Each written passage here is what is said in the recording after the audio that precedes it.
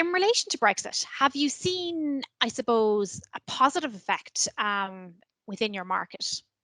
Yeah, absolutely. I think there is definitely more financial services companies relocating here or expanding their teams.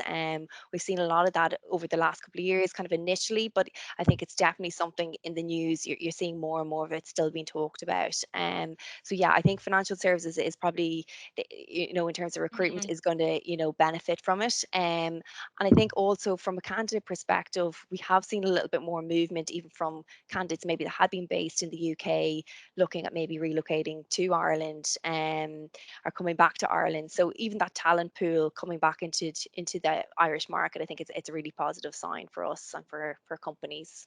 Yeah, no, absolutely. And actually bringing me along to my next point there nicely, Grace, in relation to candidates, and I suppose obviously with the pandemic in general, we've seen a very, very unusual market for the past a year. Have you seen many candidates returning back to Ireland? Yeah, absolutely. I think obviously a lot of people maybe had gone traveling, at the Yes. start of last year or Mhm. the end of 2019 and had to cut that short. So, they're back and in the market. But also I think people that had been living and working abroad for many years in Australia or Canada, they want to be moving back home now, closer to family, closer to Mhm. friends.